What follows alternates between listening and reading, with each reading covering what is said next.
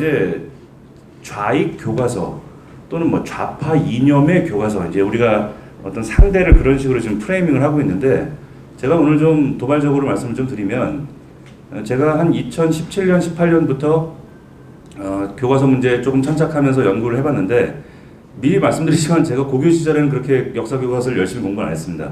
미리 좀 그렇게 공부했으면 인생이 좀 달라졌을 텐데, 제가 한 3, 4년간 열심히 분석해서 내린 결과, 지금 우리가 말하는 좌파 교과서에 좌파 이념은 없습니다. 거기에 이념이나 철학이나 사상이라고 부를 만한 것은 없다. 그게 저의 결론입니다. 예를 들겠습니다. 어떤 이념이나 사상이나 철학이 상위의 전제가 되고, 그걸 가지고 역사 교과서를 쓰게 되면요, 필연적으로 어떤 아픔이 수반되는데, 첫째는 내가 좋아하는 사람이라도 비판할 수 있는 부분이 반드시 나와요. 예를 들어 내가 신자유주의를 비판한다. 그러면 이 대한민국의 정치 지도자 가운데는 신자유주의에 반대하는 정책을 하기도 하지만 신자유주의 문법에 따를 수밖에 없었던 상황도 섞여 있기 때문에, 그래서 예를 들면 군사 문화를 싫어한다. 근데 군사 문화를 그렇게 싫어하는 사람들이 북한의 선군 정치에 대해서는 별다른 비판을 안 합니다. 그러니까 이건 이념이나 어떤 일관된 사상이나 철학이 깔려있는 그런 교과서라고 말할 수가 없다. 그게 좀 죄송한 말이지만 저의 결론입니다. 그게. 그럼 우리가 그런 사상이나 철학이 깔려있지도 않은 교과서를 우리가 뭐 거대한 어떤 이념의 교과서라고 우리가 우리 스스로 좀 이렇게 뭐 신기루를 키우고 있는 것이 아닌가 저는 그렇게 생각합니다. 그래서 굳이 상위 전제나 일관된 부분이 있다고 한다면 상대편을 저주한다. 그게 뭐 오늘날 교과서에 깔려있는, 굳이 말하자면 일관된 겁니다. 자기 편을 추켜 세운다. 뭐 그 정도입니다. 대단히 유화적이고, 이건 어떻게 보면 뭐 대학교 운동권에서 습득했을 법한 그런 대단히 단순하고 저차원적인 그런 사고방식밖에는 제가 발견할 수가 없었습니다. 그래서 저는 그 이념을 유사 이념이라고 제가 이름 붙이고 싶습니다. 이념 비슷하게 하고 있지만 그 이념이 아닙니다. 이념이라는 건 무서운 것이죠. 예를 들어서 우리가 자유주의, 우파 사상 이런 것들을 우리가 받아들이면은 우리가 좋아하는 지도자도 어떤 대목에선 비판을 해야 됩니다. 또 우리가 미워하는 지도자라 할지라도 이 부분은 이 사람이 잘한 게 맞다. 그렇게 인정할 수밖에 없는 겁니다. 근데 오늘날 교과서에 그런 건 없습니다. 제가 볼 때는. 근데 이러한 유사 이념이 언제 강력해지느냐? 아이들이 우물안 개구리로 있을 때 강력해집니다. 그래서 대표적으로 지금 우리 저 사회자분께서 시간을 좀 절약하라고 하니까 딱 요점만 말씀드리면은, 지금 교과서 관련된 문제의 핵심이 자유민주주의 논쟁 아니에요? 민주주의냐 자유민주주의냐. 자, 민주주의하고 자유민주주의는 둘 다 고유명사입니다. 그건 그 어떤 친구들이 그래요. 야, 자유민주주의는 그거 그 일시적으로 공산주의에 대항하기 위해서 급조된 용어 아니야? 이제 뭐 민주주의라는 말을 써야지, 객관적인 말을 써야지 왜 그렇게 학술적이지 않은 용어를 쓰느냐. 자유민주주의라는 그 리버럴 디모크라시는 학술 용어고 고유명사입니다. 자, 근데 간단하게 요약을 하면 우리 현대사를 거치면서 그 국가의 지도자를 뽑거나 무슨 국가의 중대사를 결정할 때 다수결에 한번 붙여본 거예요. 투표를 통해서 다수결에 붙여가지고 국가의 중대사를 결정한다. 그럼 민주주의입니다. 그러면은 광의의 민주주의입니다. 근데 문제는 다수결에 맡겨보니까 나라가 개판으로 가는 거예요. 그 대표적인 게 프랑스 혁명입니다. 다수결, 군중에게만 모든 걸 맡겨놓고 군중을 절제할 수 있는 장치가 없으니까 엄청난 사륙이나 인권 탄압이 일어납니다. 그래서 이제 좀 머리가 깨인 선진국들이, 야, 민주주의도 좋은데 개인의 인권과 기본적 권리는 그 어떤 경우에도 건드릴 수 없게끔 좀 안전장치를 묶어놓자. 브레이크를 좀 걸어놓자. 그렇게 만든 게 자유민주주의입니다. 그러니까 북한과 대한민국의 정치체제를 얘기할 때는 탁 꼬집어 자유민주주의라고 이야기해야 맞는 겁니다. 그게 고유명사입니다. 그건 마치 제 이름이 양일국인 것과 마찬가지인 겁니다. 그리고 민주주의로 다 같이 묶자. 왜 자꾸 민주주의를 한두 개로 이렇게 국한시켜서 자꾸 포용력을 저해시키냐, 뭐 대충 그렇게 얘기합니다만, 우리가 민주주의라고 간판을 걸어놓고 실제로 민주주의가 아닌 나라가 훨씬 더 많습니다. 그렇기 때문에 자유민주주의라고 적시를 해줘야 된다. 두 번째는 건국 논란입니다. 제가 엊그제 그 좌익 언론의 한 구절을 읽어드리겠습니다. 국가로서의 대한민국은 1919년 3.1운동 때 이미 시작됐다. 3.1운동한 뒤 국가로서 공포가 됐고 백범, 김구 등 독립운동가들이 임시정부를 세웠으므로 19년에 이미 국가가 만들어졌다. 이게 그 신문에서 그렇게 주장하고 있는 겁니다. 근데 이거는 한편으로 그 선의와 갸륵한 마음도 있으면서 한편으로 좀 측은한 마음이 드는 그런 주장입니다. 왜냐하면 국제정치학적으로 국가의 성립 요건은 이미 학문적으로 체계화가 된 지 오래됐습니다. 그러니까 사람들이 모여서 오늘부터 우리 나라야 라고 선언한다고 국가가 되지 않습니다. 그리고 국민 영토 주권을 갖췄지 않느냐, 국민 영토 주권 3개 갖춰도 국가 안 됩니다. 제일 중요한 건 강대국의 승인입니다. 그러니까 우리가 제3자의 입장에서 정말 약간 인간미를 배제하고 이야기한다면 1948년 8월 15일에 가장 중요한 사건은 대한민국 정부 수립이 아니라 미국이 우리에게 축전을 보낸 게 더 큰 사건입니다. 국제정치학적으로만 얘기하면요. 그래서 우물안 개구리식의 사고방식이 계속 통용되고 있다는 점, 그걸 우리가 좀 깨닫고 또 깨우쳐줘야 한다는 문제의식이 필요합니다. 그래서 민중의 염원, 선언, 그것으로 국가가 만들어지는 것은 아니다. 근데 이제 한편으로 그들의 얘기에 좀 귀 기울일 부분은 뭐냐면, 좋다, 48년 8월 15일에 건국이 된 걸로 해버리면 그러면 1919년부터 열심히 독립운동한 사람들에게 그 좀 섭섭하지 않겠느냐.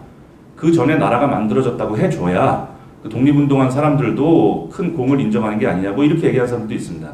뭐 일견 그럴듯한 뭐 따뜻한 마음일 수 있겠지만은 이것도 곰곰 따져보면 말이 안 되는 얘기입니다.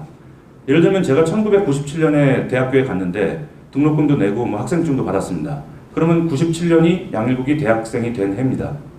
그러면 97년에 내가 대학생이 됐다고 이야기하는 것이 저의 초중고등학교 은사님에 대한 배신일 수는 없는 겁니다. 초중고등학교 은사님께 예를 들어 대학교에 합격했다고 안부 전화 드립니다. 예 선생님 저 일국이에요. 뭐 대학에 들어갔습니다. 야 너 같은 놈이 대학 가더니 대단하다. 수고했다. 축하한다. 대략 그런 대화가 오고 가는 게 상식입니다. 근데 갑자기 은사님이 야 무슨 소리야. 넌 이미 중학교 때 이미 대학에 간 거야. 왜 97년에 갔다 그래. 넌 이미 대학생이었어. 아 그런가요? 선생님 죄송합니다. 제가 그걸 모르고. 제정신이 아닌 겁니다 그거는. 그래서 우리가 무장독립운동이건 외교 노선이건 간에 우리가 1919년 이후에 독립운동에 헌신했던 분들에 대한 존경심을 간직하고 또 그들의 노고를 잊지 않는다는 전제하에 대한민국이 국가로서의 조건, 국민 영토 주권 거기에 미국, 즉 강대국의 승인, 완벽한 조건이 갖춰진 것은 48년이다. 이것은 이념이나 어떤 우리의 바램을 얘기하기 이전에 객관적 사실이다. 그 부분을 우리가 꼭 후세에게 알려야 되겠습니다. 마지막으로 우리가 교과서 문제에서 꼭 잊지 말아야 될 부분이 아까 제가 서두에 말씀드린 것처럼 그들에게 어떤 무슨 이념이 있느냐 저는 그렇지 않다고 봅니다. 그것은 이제 제가 뭐 여기 이산 선생님처럼 실무자도 아니고 직접 뭐 그 교사들을 만나본 적은 없지만은 우리가 되게 지난날 정부에서 이른바 그 내로남불이라고 불리는 사례들을 쭉 보면 되게 패턴이 비슷하지 않나요? 겉으로는 대단히 도덕적이고 공익적인 걸 내세우고 뒤로 그들이 탐했던 건 돈 아니었습니까? 모든 국민들에게 집 팔라고 해놓고 자기들은 안 팔죠. 예, 결국 그들이 원했던 건 돈입니다. 저는 제가 대학원 다니면서 학비를 대부분 제가 이제 입시학원에서 일을 하면서 학비를 벌었던 경험이 있어서 제가 그쪽에 물론 이제 학교 안에 있었던 교사는 아니지만은 대충 돌아가는 걸 보면요. 첫째 교과서가 어떤 일정한 방향으로 쓰여집니다. 근데 이제 오늘날 교과서를 보시면 알겠지만 대단히 드라이하게 써놓습니다. 교과서를. 그 교과서만 봐서는 어떤 역사적인 맥락이나 흥미를 느끼기가 어렵게 되어 있습니다. 그래서 학생들은 자연스럽게 참고서를 살 수밖에 없게 되어 있습니다. 그게 제가 아이들 지도하면서 얻은 결론입니다. 이 교과서만 가지고 공부하기는 어렵다. 그럼 참고서를 사야 됩니다. 참고서 가지고 안 되면 이제 뭐 EBS도 봐야 되고 EBS로 안 되면 학원도 가야 됩니다. 다 돈입니다. 그거. 그러다가 이제 수능 재시문하고 연계를 시킵니다. 그럼 입시 시장하고 이제 본격적으로 맥이 닿으면서 큰 시장이 됩니다. 거기에 이제 논술 재시문 이렇게까지 연계되면은 이제 거대한 시장이 완성됩니다. 우리가 그 과거에 조금 진보 진영의 색깔에 좀 반하는 교과서, 좀 우파 진영의 색깔을 좀 담은 교과서를 좀 써보려고 했더니 출간되기 전부터 그렇게 난리를 쳤습니다. 저희 집 앞에도 그게 걸려 있었습니다. 뭐 안중근을 테러리스트라고 쓴 교과서가 곧 나온다. 그 제가 교과서 쓴 분한테 직접 물어봤습니다. 그렇게 썼습니까? 아니 그렇게 쓴 적도 없는데 그게 써있다. 현수막에. 그건 뭐가 있는 거죠. 도저히 그들이 양보할 수 없는 무언가를 도저히 건드리니까 이렇게 발악을 하는 거다. 그렇게 보는 겁니다. 근데 그들이 경험상 이념이나 사상을 위해 그렇게 헌신적인 사람들인가? 저는 그렇게 생각하지 않습니다. 결국은 우리가 이 교과서 시장에서 이렇게 밀려나고 이렇게 우리가 마치 교과서 관련된 포럼을 하는 학자분들하고 얼마 전에 저녁을 먹었는데 그분들이 웃으면서 또는 자조적인 얘기로 야 어떻게 우리가 숨어서 독립운동하는 사람처럼 되어버렸다. 결국 우리 모두가 그 책임감을 통감하는 것이 전 시작이라고 생각합니다. 그리고 젊은 사람들, 필요한 사람들 어떻게든지 좀 좋은 자리에 끼워 넣어야 됩니다. 제가 짧은 시간 공공기관에서 일해본 경험이 있는데요. 조금만 자리가 날 것 같은 얘기만 돌면 전화 옵니다. 그쪽 사람들은. 거기 자리 빈다면서요. 거기 이력서 언제 받아요? 어떻게든 자기 쪽 사람들을 공공기관이나 학교나 어디에 집어넣으려고 그렇게 애를 씁니다.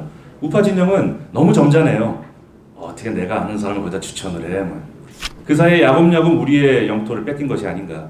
결국 이념전쟁이나 교과서나 돈입니다. 우리가 시장에서 경쟁력이 있는 교과서를 만들어내는데 지혜를 모으는 것이 전 첫 순서라고 생각합니다. 제 시간이 없으니까 마지막으로 한마디라면요. 제가 지금으로부터 22년 전에 그때 이제 컴퓨터상의 동창들을 만나는 어떤 프로그램이 있어가지고 그 해에 하여튼 폭발적으로 동창회가 많았습니다. 그래서 초등학교 때 친했던 친구들을 한 10여 년 만에 그 당시 기준으로 다시 만나서 이제 술 한잔하면서 너무 이 시기가 대충 요맘때였습니다. 그래서 집 앞에 있는 대학생 돈도 없고 그러니까 집 앞에 있는 허름한 포장마차 같은 데서 이렇게 옛날 얘기하면서 즐거운 시간을 보내는데 그 중에 한 친구가 이제 운동권에 들어가면서 피가 뜨거운 상태로 나온 거예요. 초등학교 때는 그런 친구 아니었습니다. 근데 많이 변했더라고요. 그래서 근데 이제 오랜만에 만난 친구랑 논쟁을 하고 싶진 않아서 그냥 얘기를 좀 들어주고 있었는데 그 포장마차에서 조용히 이렇게 전을 뒤집던 그 할아버지가 계세요. 그 할아버지가 40분인가 1시간 정도를 묵묵히 그 얘기를 들으면서 전을 뒤집다가 마지막 한마디를 그 친구한테 했어요. 그래 자네 말이 다 맞다면 우리나라가 망했어야지. 거기에 그 친구가 순간 그 말 잘하는 친구가 한 10초간 말을 못 하더라고요. 그리고 지혜의 말 한마디는 우리가 아무리 교과서가 좋은 문장, 좋은 책, 좋은 그림 들어가 있어도 지혜의 말, 진실의 말은 그게 아무리 지금 우리가 초라하고 좀 나약하지만은 그 말은 언젠가 그것은 정상적인 대접을 받는 날로 돌아온다 이렇게 생각합니다. 여러분 모두 많이 도와주시고 여기 김규태 박사나 이상 선생님 같은 젊은 인재들 많이 좀 도와주시고 응원해 주십시오. 이것으로 제 발표 마치겠습니다.